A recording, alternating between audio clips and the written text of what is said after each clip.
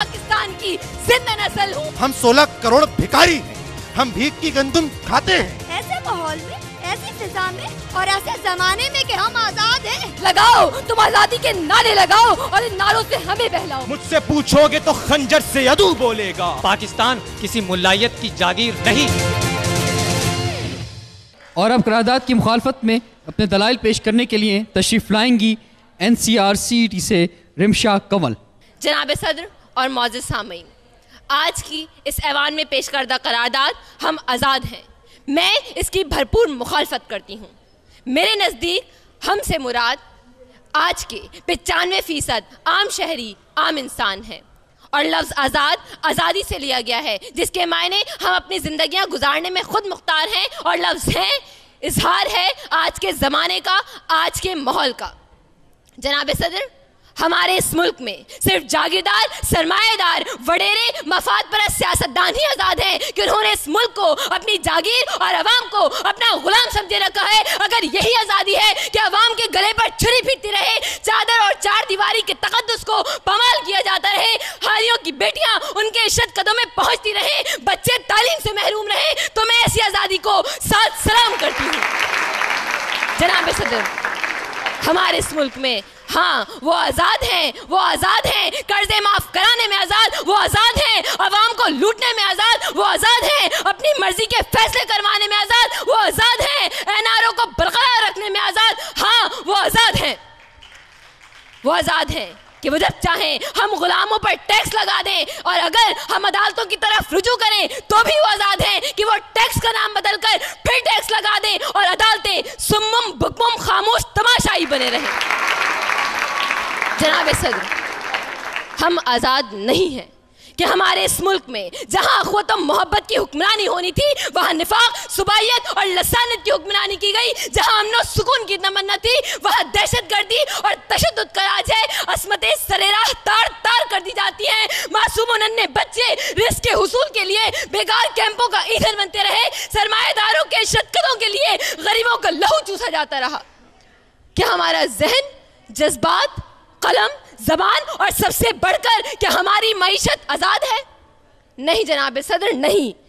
یہاں تو بولنے پہ پابندی، سوچنے پہ تعزیریں، پاؤں میں غلامی کی آج بھی ہے زنجیریں. آج حرف آخر ہے بات چند لوگوں کی، دل ہے چند لوگوں کا، رات چند لوگوں کی. اٹھ کے درد مندوں کے صبح و شام بدلو بھی، جس میں تم نہیں شامل وہ نظام بدلو بھی، اور تسی سمجھتے گئے ہوگے.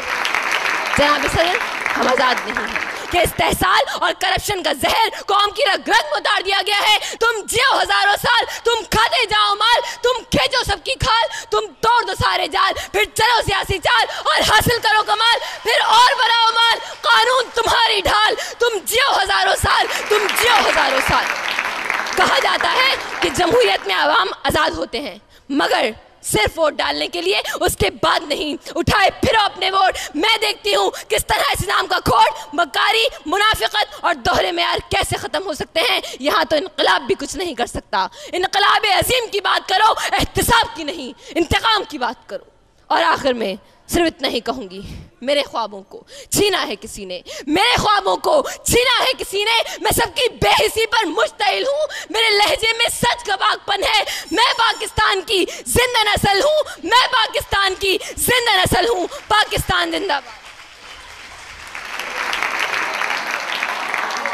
یہ تھی NCRCT سے رمشا کنول. اور اب تشریف لائیں گی اردو یونیورسٹی سے ماریا عبداللہ. صدر محترم، تاریخ گواہ ہے کہ دنیا میں کسی بھی قوم، ملک، نسل، گروہ اور مذہب کو سب سے زیادہ نقصان ان کے اپنے افراد نے پہنچایا ہے. بیرونی قومیں اس وقت حملہ آور ہوتی ہیں جب اندر منافق موجود ہوں. قائد حزب اختلاف کون ہوتے ہیں؟ اشرف المخلوقات کو کمتر اور پابند ثابت کرنے والے. وہ قانون فطرت کے مخالفت کے مرتکب ہوئے ہیں. اس کی سزا انہیں ضرور ملے گی، لیکن ان کے کہنے سے قانون فطرت نہیں بدلا کرتے. جاتے جاتے قائد حزب اختلاف کو کہوں گی کہ گیا دور سرمایہ داری گیا، تماشا دکھا کے مداری گیا. یہ تھی ماریا عبداللہ. آپ کا تعلق اردو یونیورسٹی سے تھا اور آپ قرارداد کی حمایت میں اپنے دلائل پیش کر رہی تھیں، اور آپ قرارداد کی مخالفت میں اپنے دلائل پیش کرنے کے لیے تشریف لائیں گے محمد علی جناح یونیورسٹی سے راحیل اختر. ہمارا حال جس حال میں ہے اس کا احوال یہ ہال خوب جانتا ہے. لفظ آزاد کہ جس کے لغوی معنی خود مختار, بے قید, بے خوف اور وہ جو کسی کا پابند نہ ہو, تو یہ بھی ٹھیک کہتے ہیں کہ ہم آزاد ہیں. یہ بالکل ٹھیک کہتے ہیں کہ ہم آزاد ہیں, تبھی تو بے خوف ہم پاک ریلوے کے انجنوں کو چرا کر اپنی فاؤنڈریز میں پگھلا دیا کرتے ہیں. ہم آزاد ہیں تبھی تو کسی بات کے پابند نہیں, اور اسی لیے اپنے رائیونڈ اور سرے محل کی تعمیر کی خاطر اس قوم کے سامنے کبھی قرض اتارو اور ملک سواروں کی مہمات لائی جاتی ہیں, تو کبھی ہم اس قوم کے نام پر کیے گئے سودوں میں اربوں روپے کے کمیشن کھا کھا کر اپنی جائیدادیں کھڑی کرتے ہیں, کیونکہ ہم آزاد ہیں. ہم آزاد ہیں. ہم آزاد ہیں اس لیے ہمیں کسی کے سہارے کی ضرورت نہیں. اسی لیے ہم فرینڈز آف پاکستان نامی چندہ بٹور تنظیم کے ذریعے اپنے گورے آقاؤں کے کالے جوتے چاٹ کر ان کی شرائط پر بھیک وصول کرتے ہیں. ہم آزاد ہیں اسی لیے ہم ہمیشہ محتاجی چھوڑنے کے اور کشکول توڑنے کے دعوے کرتے ہیں, لیکن پھر بھی IMF کی تلخ شرائط پر اس ٹوٹے ہوئے کشکول کے ٹکڑے ٹکڑے کی عوض اس دھرتی ماں کا ٹکڑا ٹکڑا بیچنے کو تیار ہیں کہ قرضوں کے سائے میں ہم پل کر جواں ہوئے ہیں. کشکول بن گیا ہے قومی نشاں ہمارا جرنیل طاقت کا, سیاستدان اقتدار کا, حکمراں کرسی کا, اور عام آدمی ذاتی مفاد کا پابند ہے. ہمارا ہر کام رشوت و سفارش کا, ہماری معیشت امداد کی, ہماری ثقافت فیشن کے نام پر فحاشی اور ننگپن کی, اور ہماری عدلیہ نظریہ ضرورت کی پابند ہے. جی ہاں علی وقار, ہم قطعی طور پر آزاد نہیں. اور میں آج آپ کے توسط سے قائد ایوان اور ان کے حوارین سے پوچھنا چاہوں گا کہ نظام نو کے تقاضے تم سے سوال کرتے ہیں کہ بتاؤ کیا اسی لیے یہ شاہراہیں بنی تھیں کہ اس پر اس دیش کی عوام سسک سسک کر مرے؟ کیا اسی لیے اس دھرتی نے اناج اگلا تھا کہ نسل آدم و حوا بلک بلک کر مرے؟ اور کیا اسی لیے عوام نے ان حکمرانوں کو ووٹوں سے نوازا تھا کہ یہ حکمراں ایک دن ڈالروں کے نچھاور ہوتے ہوئے لیموزین سے برآمد ہوں اور بھارتی رقاصاؤں کے جلووں کے آگے اور ان کے قدموں میں اپنے ایمان کو نچھاور کر دیں؟ جی ہاں علی وقار, ہم قطعی طور پر آزاد نہیں کہ ہمارے یہ حکمراں ببانگ دہل اعلان کرتے ہیں کہ ہماری جھولی میں چند ڈالروں کی بھیک ڈالو, ہم تمہیں مسلمانوں کا لہو بیچتے ہیں.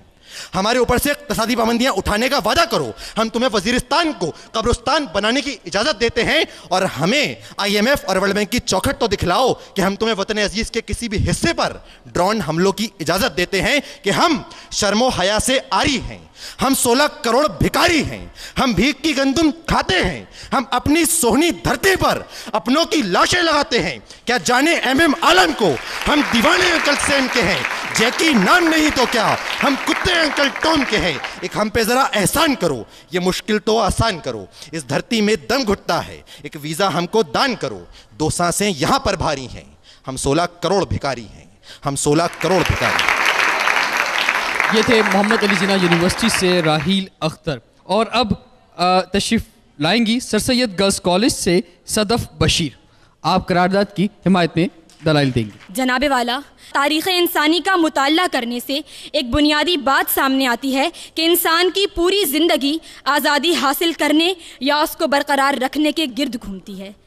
سقراط, ارسطو, افلاطون, ٹیپو سلطان, علامہ اقبال, قائد اعظم, یہ تمام اسی آزادی کی کہانی کے کردار ہیں.